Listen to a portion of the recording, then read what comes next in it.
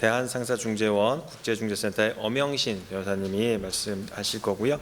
주제는 효율적인 국제분쟁 해결을 위한 계약 단계 실무 전략입니다. 네, 안녕하십니까. 방금 소개받은 대한상사중재원 국제중재센터의 엄영신 변호사라고 합니다. 앞서 권희안 팀장님께서 말씀해주신 그 발표 주제에 더해서 오늘은 조금 더 구체적으로 중재 조항을 어떻게 설계하시면 좋을지, 그리고 그 중재 조항을 설계하시는 과정에서 저희 대한상사중재원 국제중재 규칙을 어떻게 넣으실 수 있도록 고려를 하실 수 있을지에 대해서 실무적으로 몇 가지 제언을 드려보고자 합니다. 먼저 이제 중재 조항 이 얼마나 중요한지에 대해서 조금 간략하게 설명을 드리고자 합니다. 아까 앞서 백윤재 변호사님께서 중재 변호사, 분쟁해결 변호사들은 이제 청소부라고 설명을 해주셨는데요. 중재 조항은 그 청소를 잘 하기 위한 가장 중요한 청소 도구 중에 하나가 아닐까라는 생각을 해봅니다. 계약을 이제 협상을 하실 때요, 앞서서 이제 뭐 계약의 중요 조건이라든지 뭐 여러 가지들을 협상하시는데 너무 포커스를 맞추시다 보면 실제로 그 계약의 뒷부분에 오는 중재 조항에는 크게 신경을 쓰지 않으시는 것이 큰 대부분의 경우라고 알고 있습니다. 그렇지만 분쟁이 발생하게 되면 가장 먼저 들여다볼 수밖에 없는 것이 분쟁 해결 조항입니다. 근데 이제 분쟁이 발생하게 된 이후에는 중재 조항 변경이 사실상 불가능합니다. 앞서 장 의장님께서 뭐 이렇게 기관 같은 것들은 얼마든지 당사자 합의로 변경이 가능하다 이렇게 설명을 주셨는데, 일반적으로는 계약서에 포함되어 있는 중재 조항 또는 분쟁 해결 조항의 주 조건들을 분쟁이 발생하고 난 이후에 변경하는 것이 쉽지는 않은 것 같습니다. 왜냐하면 분쟁이 발생하게 되면 당사자 간 신뢰관계는 이미 훼손된 상태이고, 그렇기 때문에 상대방이 내가 뭔가 어퍼하고 싶은 조금 더 유리하고 간이한 조건에 합의하게 될 가능성이 상당히 낮다고 보는 것이 맞습니다. 그렇기 때문에 계약 체결 당시 합의된 분쟁 해결과 관련된 조건이 불리하더라도 그대로 적용될 가능성이 상당히 높습니다. 이렇게 성급하게 또는 신중한 고려를 다 하지 못한 중재 조항이 예상치 못한 비용과 지연을 초래하게 되는 원인이 되는 경우가 많습니다. 예를 들어 중재 조항에 분쟁 해결 조항이나 중재 조항에 불명확한 중재 기간이 명시되어 있거나 중재지가 기재가 되어 있지 않거나 중재 언어가 합의가 되어 있지 않은 경우에는 분쟁 해결에 소요되는 총 시간과 비용이 증가하게 되고, 또는 집행 단계에서 추가적인 분쟁이 발생하게 될 가능성이 매우 높습니다. 그렇기 때문에 초기 계약 협상 단계에서부터 전략적으로 신중한 중재 조항 설계를 하셔야 된다는 점을 염두에 두시는 것이 필요하다고 보고 있습니다. 그럼 이제 분쟁 해결 조항, 더 좋게는 이제 중재 조항을 설계하실 때 가장 중요하게 살펴보셔야 할 것들이 무엇이 있는지에 대해서 설명을 드리겠습니다. 저희가 크게 4가지를 중재 조항의 핵심 요소라고 설명을 드리는데요. 중재지, 중재기관, 중재 언어, 그리고 중거법입니다.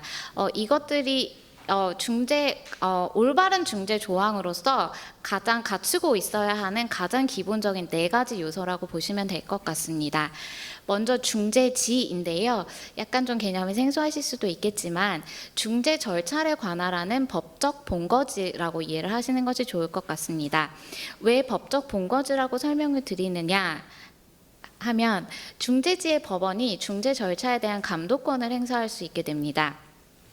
특히 중재 판정이 나온 이후 중재 판정의 취소 절차라든가 아니면 중재인 선정 과정에서 중요한 절차적 문제가 있을 때 그것이 어떤 당사자들의 합의나 중재 기관 차원에서 해결이 되지 않을 경우에는 해당 중재지 법원으로 그 문제를 가져가서 당사자들이 그 문제에 대한 해결을 의뢰하게 되는 경우가 있습니다. 그렇기 때문에 중재 조항을 설계하실 때 어떤 국가 또는 어떤 도시를 중재지로 하시는지를 고려하실 때에는 중재 친화적 법제와 법원을 가진 국가 또는 도시를 중재지로 선정을 하시는 것이 중요합니다. 두 번째는 중재기관입니다. 중재기관은 말 그대로 중재 절차를 관리하는 기관, 저희 대한상사중재원 또는 저희 대한상사중재원 국제중재센터와 같은 여러 가지 중재기관을 의미하는데요. 기관별로 전문성이라든지 아니면 어떤 특정 분쟁을 소유하는 데 들어가는 비용, 시간, 기타 여러 가지 절차적 효율성이 상이하게 다릅니다.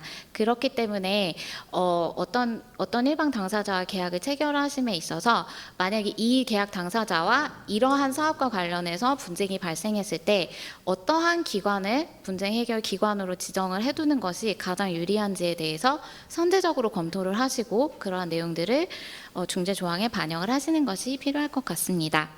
세 번째는 중재 언어입니다. 중재 절차에 사용되는 공식적인 언어인데요. 반드시 계약서의 언어와 중재 언어를 같이 가질 필요는 없고 필요에 따라서 또는 당사자들의 특정한 고려에 따라서 중재 조항에 특정한 중재 언어를 별도로 합의하여 명시하시는 것도 가능합니다. 마지막으로 중거법인데요. 중거법은 계약상 권리 의무를 해석하는 실제법으로서 계약 위반 여부나 손해배상 범위 등을 판단하는 기준이 되는데 대략 대체적으로 계약서 자체에 중거법이 명시되어 있고 그 계약서의 중거법을 따라가는 경우가 많기 때문에 앞서 설명드린 세 가지 이슈들에 비해서 중거법과 관련해서는 이렇게 문제가 발생하시는 경우가 상대적으로 작다라고 설명을 드릴 수 있을 것 같습니다. 다음은 중재 조항을 아까 앞서서는 중재 조항에 꼭 들어가야 되는 네 가지 요소에 대해서 설명을 드렸는데요. 이번 슬라이드에서는 조금 더 실무적으로 어떠한 상황들을 좀 고려하셔야 되는지 또 최신 트렌드를 반영해서 어떠한 점들을 좀 고려해 보시면 좋을지에 대해서 설명을 드리고자 합니다. 저희가 실제로 사건을 받아서 접수를 해보면 중재 조항이 생각보다 모호하게 작성된 경우가 굉장히 많습니다. 예를 들면 첫 번째 줄에 설명되는 것인데요. 모든 분쟁을 서울중앙지방법원 전속 관할로 한다. 그리고 모든 분쟁은 대한상사원 중재로 해결한다. 이러한 문구가 실제로 존재합니다. 그러면 일방 당사자는 중재원의 중재를 신청을 하시는데 타방 당사자는 이 중재 조항의 전단을 이유로 아니다. 중앙지방법원으로 가겠다. 나는 중재에 동의할 수가 없다라고 항변을 하시면서 절차가 초반부터 지연이 되게 됩니다. 이렇게 모호한 법원의 전속 관할과 중재 조항이 혼재되어 있는 모호한 중재 조항이 있는 경우에는 분쟁 해결 방식 자체가 불명확해서 타방 당사자가 중재의 관할을 다툴 가능성이 높습니다. 이렇게 되면 중재가 시작하기도 전부터 당사자들 사이에 절차와 관련된 분쟁이 발생해서 분쟁 해결의 시간과 비용이 증가하게 됩니다. 따라서 이 중재 조항을 설계하실 때 분쟁 해결 조항을 설계하실 때 중재로 가겠다라는 당사자들의 의사가 명확하시다면 법원의 관할과 중재 조항을 명확하게 구분하셔서 모든 분쟁은 중재로 해결하겠다고 하는 당사자들의 전속적 관할 합의를 명시하시는 것이 좋습니다. 그리고 이러한 경우에는 법원의 역할은 가압류나 가처분 등 보전 처분 등 되게 굉장히 제한적인 역할에 한정한다는 취지를 병기에서 명시하시는 방안도 고려해 보실 만할 것 같습니다. 두 번째 어려운 상황은요. 중재기관 명칭을 오기하시는 경우가 굉장히 많습니다. 저희 대한상사중재원의 공식 영문 명칭은 Korean Commercial Arbitration Board입니다. 그런데 실제 계약서를 저에게 가지고 오시는 것들에 Korean Arbitration Commission 또는 Korean Commercial Arbitration Association 등 완전히 다르지는 않지만 저희의 공식 명칭과 한 끗씩 비껴나가는 명칭들을 가지고 있는 중재 조항을 가지고 오시는 경우들이 종종 있습니다. 당사자가 이의를 제기하지 않으면 저희가 최대한 선의적으로 해석을 해서 저희 기관의 관할이 있다라고 결정을 하고 진행을 하는 경우들이 있지만 타방 당사자가 이것을 가지고 문제를 삼아서 이의를 제기하는 경우에는 앞서 말씀드린 것과 마찬가지로 분쟁이 시작하기도 전에 이 기관에서 중재를 진행하는 것이 맞느냐에 대한 당사자들 간의 분쟁이 진행이 될 수밖에 없고 더 나아가서는 해당 중재 합의가 무효라는 주장의 근거가 될 가능성도 있습니다.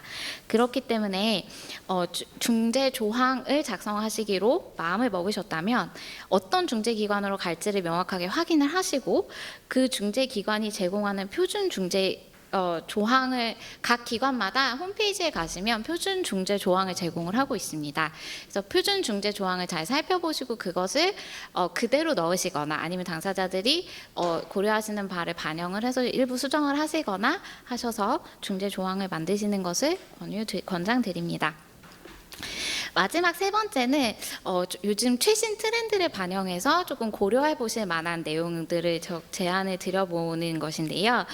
무조건 범죄가 발생했을 때 바로 중재로 가자라고 이렇게 중재 조항을 만드시는 것보다는 먼저 당사자들이 호의적으로 상호 호의적으로 협상을 진행을 해보시고 또는 조정을 진행을 해보신 후에 그것으로도 분쟁 해결이 되지 않을 경우에는 중재로 진행을 한다.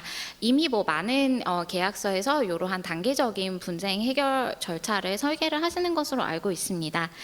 이러한 것들은 분쟁의 조기 해결을 도모할 비용을 절감하고 거래 관계를 유지하게 하는 장점이 있다는 장점이 있습니다. 하지만 각 단계별 기간을 명시적으로 이렇게 규정해 두지 않으시면 이제 첫 번째 단계부터 무작정 지연이 될 가능성이 있습니다. 그렇기 때문에 그러한 점들을 조금 명시하셔서 불필요한 절차 지연을 예방을 하시고 또 마찬가지로 조정 후 중재를 진행하시고자 하신다면 기관을 일원화하셔서 조금 더 절차적으로 소요되는 비용이나 시간을 줄이시는 방안을 고려하시는 것도 좋을 것 같습니다. 오늘 이제 요 행사가 수주기업 분들 대상으로 한다고 이제 제가 전달을 받아서 특정 이제 프로젝트 유형별로 어떤 것들을 좀 고려하시면 좋을지에 대해서 간략하게 정리를 해봤습니다.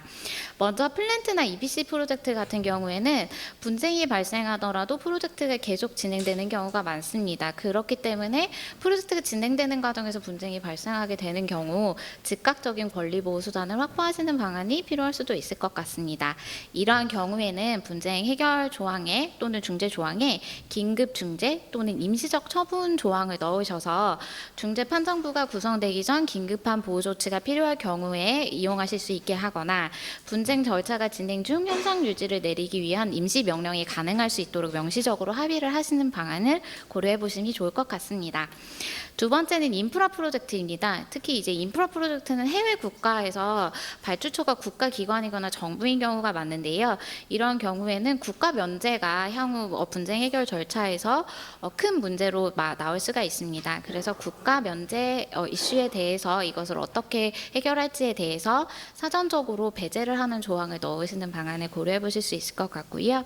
아까 백 변호사님께서 설명해 주신 것과 같이 현지 정부의 정책이 변경되거나 수용 등의 리스크가 발생할 우려가 상당히 큽니다. 이런 경우에는 투자 협정에 따른 투자 분쟁 해결 절차를 병행하는 방안도 가능하니 이러한 점들을 중재 조항에 이러한 고려를 중재 조항에 넣으시는 방안도 검토를 해보시는 것이 좋을 것 같습니다. 자원개발 에너지 프로젝트 같은 경우에는 여러 당사자가 관여된 컨소시엄 구조로 진행이 되는 경우가 많습니다. 이러한 프로젝트를 진행하실 때에는 각 중재기관마다 중재 규칙을 가지고 있는데요. 보시면 다수 당사자, 다수 계약 분쟁 처리에 관해서 각 기관마다 상이한 분쟁 해결 절차를 마련을 해두고 있습니다.